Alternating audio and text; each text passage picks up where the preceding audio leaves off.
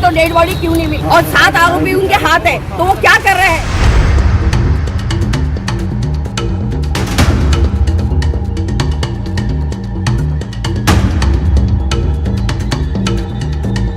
Sana Khan murder case में जो मुख्य आरोपी है अमित शाह, उसके नार्को टेस्ट के बारे में हमने कोर्ट को एप्लीकेशन दिया है।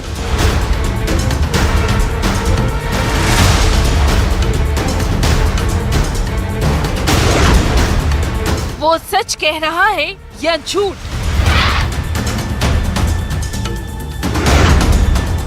छब्बीस दिन सना की लाश की तलाश।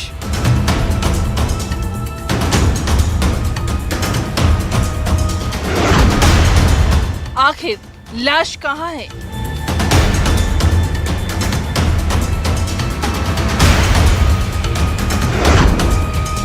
नार्को टेस्ट से खुलेगा लाश का राज। कत्ल क्यों हुआ? कत्ल कैसे हुआ? कातिल कौन है?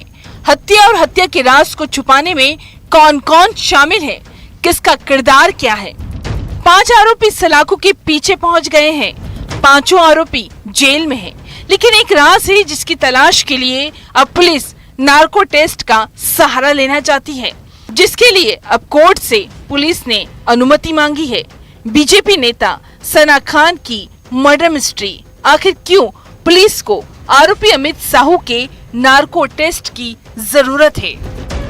सना खान मर्डर केस में जो मुख्य आरोपी है अमित शाह, उसके नार्को टेस्ट के बारे में हमने कोर्ट को एप्लीकेशन दिया है। उसके बारे में कोर्ट में सुनवाई हो जाएगी और उसके बाद वो टेस्ट का क्या होना है नहीं होना है, उनकी परमिशन है नहीं है, उसके बारे में निर्णय हो जाएगा। अब जरूरत क्यों है इसे समझिए। नागपुर पुलिस की 2 टीम बीजेपी नेता सना खान की लाश की तलाश के लिए एड़ी चोटी का जोर लगा रही है, जिसने एमपी के जबलपुर में डेरा डाला है। इधर एमपी पुलिस को भी लाश की तलाश है। आरोपी अमित साहू ने हत्या का जुर्म कबूला और पुलिस को सना की लाश को कैसे ठिकाने लगाया था ये भी बताया।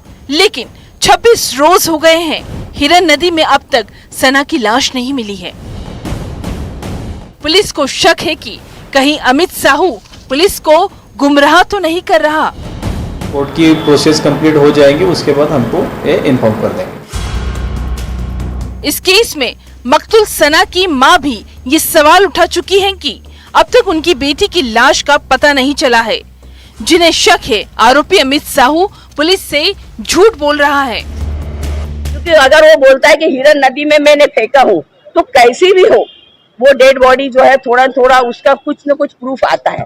एक डेड बॉडी मिली है, उसका डीएनए के लिए गया है, बट अभी अगर पुलिस को गुमराह कर रहा है तो महाराष्ट्र पुलिस है जिसका डंका पूरा इंडिया में बजता है। और ये महाराष्ट्र पुलिस ये तह तक के जाएंगी, आरोपियों के खुलासे होंगे, डेड बॉडी भी मिलेंगी। मुझे भरोसा है अपने पुलिस प्रशासन पे, न्यायपालिका पे, और अगर इसमें जो भी इन्वॉल्व होंगे उसको कड़ी से कड़ी सजा मिले। 2 अगस्त से सना खान की लाश की मिस्ट्री ही बनी हुई है। जबलपुर के राजुल टाउनशिप में सना की हत्या ढाबा संचालक अमित साहू ने की थी। आरोपी ने पुलिस को अपने बयान में बताया था कि वो कार से लाश को ले गया और उसने लाश को हिरन नदी में फेंक दिया था। इधर सना की लाश की तलाश में हिरन नदी में गोताखोरों की टीम को उतारा गया, लेकिन अब तक पुलिस के हाथ लाश नहीं लगी है। दूसरा ये कि हरदा के गांव में अज्ञात युवती की लाश कुएं में मिली, जिसकी पहचान नहीं हुई। उसके लिए नागपुर पुलिस डीएनए टेस्ट करवाएगी। वो लेडीज की जो है चेहरा वगैरह पहचान में नहीं आ रही थी, इसीलिए उसका डीएनए सैंपल लेना पड़ा और टेस्ट करके पता चलेगा कि कौन है। तीसरा ये कि जबलपुर सिवनी धूमा घाटी में नदी के पुल के नीचे कुछ दस्तावेज मिले थे, जिसकी भी जांच जारी है। नागपुर पुलिस द्वारा धूमा से पहले घाटी में सर्च के लिए टीम को बोला गया, टीम द्वारा सर्च किया गया। सर्चिंग में कुछ कपड़े, कुछ डॉक्यूमेंट जैसे सना के भाई का आधार कार्ड बताया जा रहा है। पुलिस जांच पड़ताल कर रही है। सवाल अब भी वही, आखिर सना खान की लाश का राज क्या है? कहाँ दफन है सना की लाश?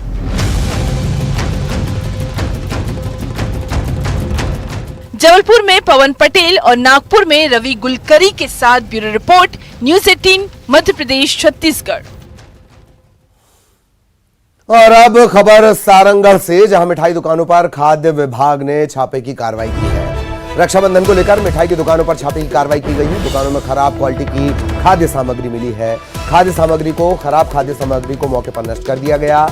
15 दुकानों में दबिश दी गई थी और इस कार्रवाई के बाद दुकानदारों में हड़कंप मचा है। बरमकेला और सरिया में खाद्य विभाग ने ये कार्रवाई की है। हरपाल सिंह खुंटे इस वक्त हमारे साथ जुड़े हुए हैं। हरपाल, पूरी जानकारी विस्तार से। जी ललित जी, निश्चित तौर पर जिस तरह से राखी का त्योहार सामने है, त्योहार को लेकर मिठाइयां जो है जोरों से बिक रही है। और अगर बात करें तो नकली मिठाई का जखीरा जो है सारंगढ़ फूड सेफ्टी विभाग ने पकड़ा है। बता दें, जिस तरह से त्योहार आते हैं, त्योहार के बाद जो है मिठाई की डिमांड बढ़ जाती है। ऐसे में मिलावटी मिठाई लोगों के लिए परेशानी ना बन जाए, इसको लेकर जो है फूड सेफ्टी विभाग लगातार कार्रवाई कर रही है। और इसी कड़ी में आज सारंगढ़ के सरिया और बरमकेला क्षेत्र में भी जांच की गई, जिसमें अमानक खाद्य पदार्थ मिले, जिनको मौके पर नष्ट कराया गया। और जो दुकानदार ऐसे बिक्री कर रहे थे, उनके ऊपर जो है कार्रवाई करने के लिए अभी प्रक्रिया की जा रही है। जी ललित, चलिए, बहुत बहुत धन्यवाद आपका इस तमाम जानकारी के लिए। एटीएम में सेंधमारी की लाइव तस्वीर आपको दिखाते हैं कि कैसे पेशेवर बदमाश गैंग पुलिस को चुनौती दे रहे हैं कि पकड़ सको तो पकड़ के दिखाओ। महज 500 मीटर की दूरी पर एक ही थाना इलाके के 2 एटीएम इस गिरोह के निशाने पर थे, जो एटीएम में चोरी करते हैं, फिर एटीएम को आग के हवाले कर देते हैं। एक रात और 3 वारदात।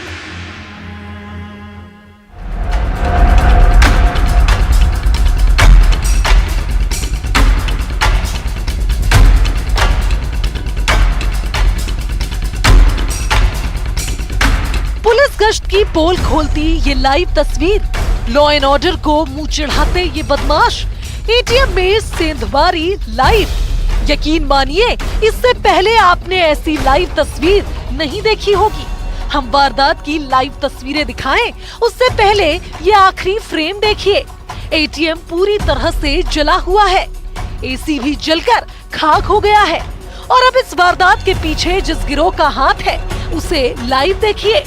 सबसे पहले सीसीटीवी कैमरे की आंख में धूल झोंकते हुए, स्प्रे करके अपने जुर्म के सबूत मिटाते हुए, जिस सीसीटीवी में रात के वक्त टोपी पहने ये शख्स नजर आता है, मुंह पर कपड़ा भी बंधा हुआ है। अब क्राइम सीन नंबर 2, यहाँ तो पूरी गैंग ही एटीएम में सेंधमारी को तैयार है। गैस कटर से कैसे एटीएम काटा जा रहा है, देखिए जरा। 2 बदमाश एटीएम के अंदर हैं, बेखौफ, जिन्हें पुलिस का डर ही नहीं। पहले गैस कटर से एटीएम काटा और अब बारी थी रुपए निकालने की। पूरी मशीन ही खोल दी। बाहर एक बदमाश पहरेदारी कर रहा है। एटीएम में सेंधमारी की इस वारदात में सबसे खास बात यह है कि इस गिरोह ने एटीएम को आग के हवाले कर दिया। एटीएम के ऊपर लगे घर में जब लोगों को जलने की बदबू आई तो ये राज खुला। दुर्ग के हुडको MIG 2 में ये वारदात हुई। महज 500 मीटर का फासला और 2 एटीएम निशाने पर। MIG 1 में भी ठीक इसी तरह से वारदात करके लाखों की चोरी करके ले गए चोर। भिलाई नगर थाना इलाके में ये वारदात हुई, लेकिन अभी तो एक और खुलासा होना बाकी है। थाना पद्मनाभपुर में भी एक और एटीएम में सेंधमारी हुई, यानी एक रात में 3 वारदात। जिस तरह से वारदातों को अंजाम दिया गया, वो किसी पेशेवर गिरोह का काम ही लगता है। आखिर एटीएम में चोरी करके आग लगाने वाली इस गैंग का कनेक्शन क्या है? दुर्ग से मिथिलेश ठाकुर के साथ bureau report, news 18 Madhya Pradesh Chhattisgarh. उस इलाके में पहाड़ी पर लोगों को एक लाश दिखाई दी। लाश का चेहरा बुरी तरह कुचला गया था। यह लाश थी सरपंच के बेटे की, जिसके कत्ल का प्लान बनाया गया। उसे धोखे से शराब पीने बुलाया गया, फिर हत्या कर दी। इस कत्ल के पीछे था वार्ड बॉय का गुनाह। आखिर क्यों वार्ड बॉय ने हत्या की, खुलासा होश उड़ा देगा।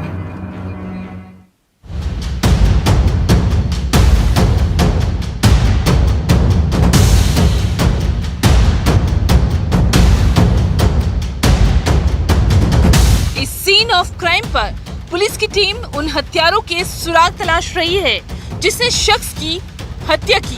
सतना के तिहाई गांव के सरपंच के बेटे प्रमोद दाहिया अचानक लापता हो गया। घर वालों को शक भी नहीं हुआ और सुबह प्रमोद की हत्या की खबर आई। सतना की कोटर थाना पुलिस इस केस की तफ्तीश कर रही थी। प्रमोद की लाश पहाड़ी पर मिली, जहां कुछ लोगों ने लाश को देखा था और मृतक के घर वालों को खबर दी। देखिए, इस मामले में 2 आरोपियों को गिरफ्तार किया गया है।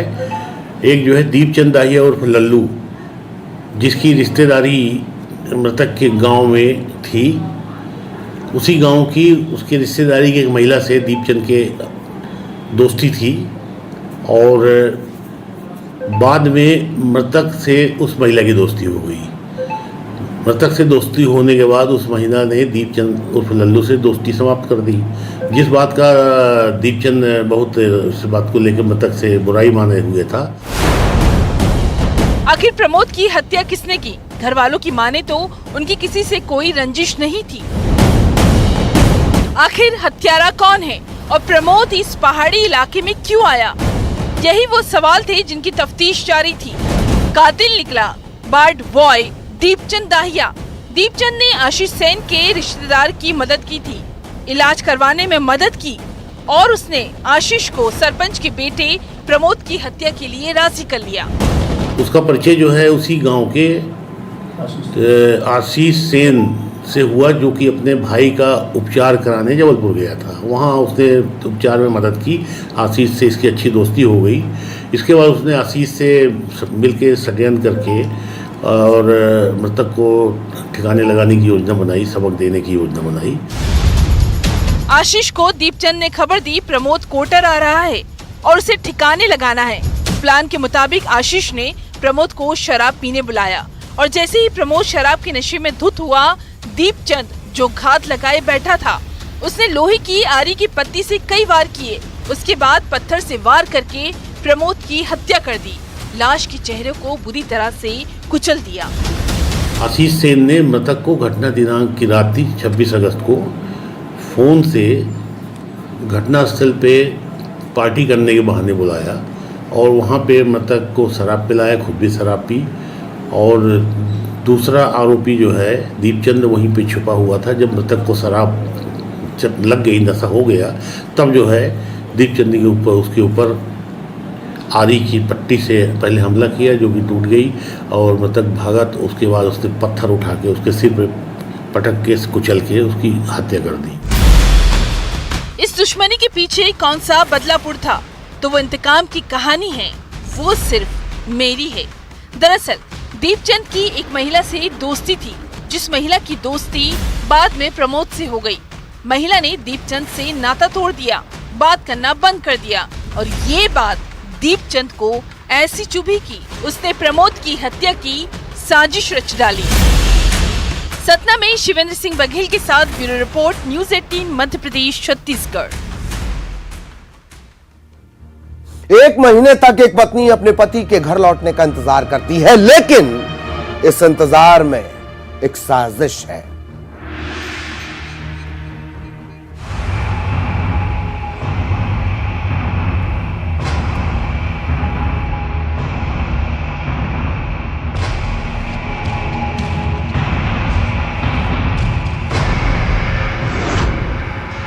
एक महीने से था वो लापता।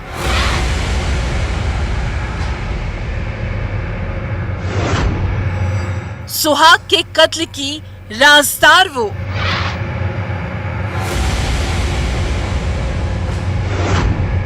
सात दिन नदी में लाश की तलाश।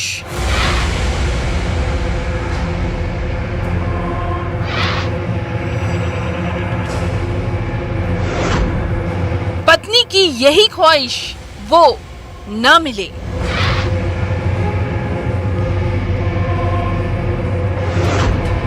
ड्रामेबाज कातिल ऐसे हुई बेनकाब।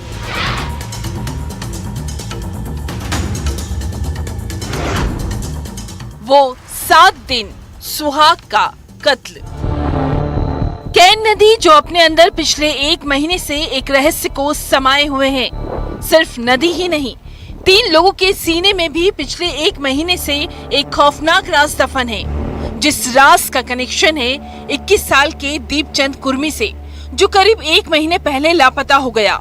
दमोह के गैसाबाद थाना इलाके के खेरा गांव का रहने वाला दीपचंद अचानक गायब हो गया, जिसकी पत्नी कविता भी कहीं न कहीं अपने पति के वापस आने का इंतजार कर रही होगी, लेकिन वही थी जो मन ही मन ये भी चाहती होगी कि पति का कोई सुराग ही ना मिले।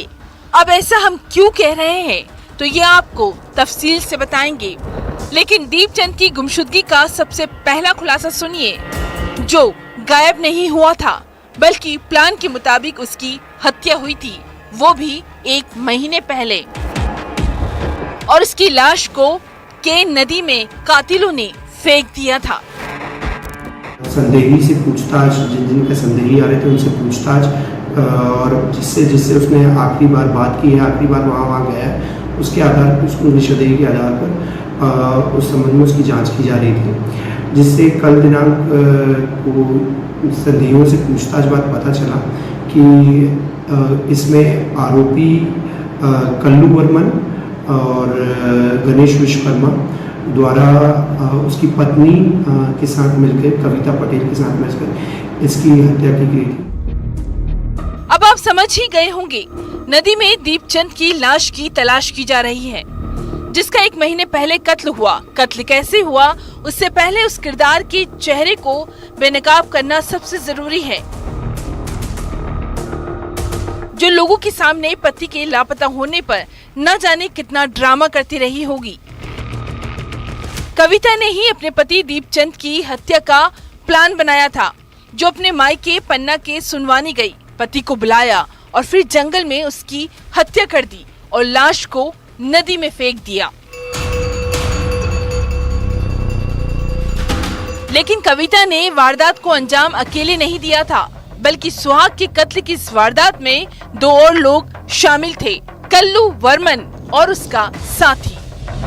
इसको इसके घर से लेकर स्कॉर्पियो से रास्ते में इन्होंने खान-पान किया, उसके बाद इसको पंडवन पुल पे ले जाके इनके द्वारा गला दबाकर, लाठी से मारकर फिर इसको वहाँ पर बहा दिया गया, जिसकी बॉडी की अभी भी तलाश SDRF टीम पन्ना और SDRF टीम दमोह द्वारा की जा रही है।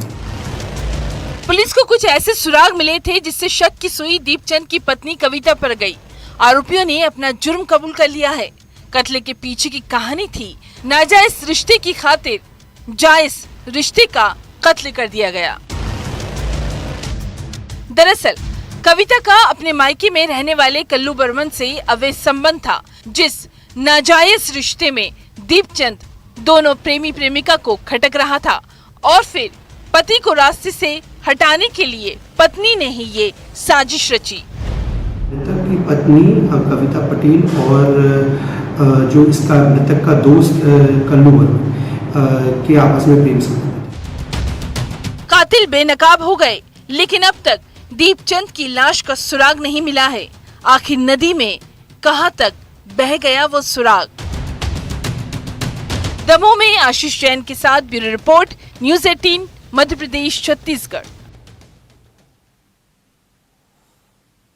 और इसी के साथ क्रिमिनल्स में इतना ही। खबरें जारी रहेंगी।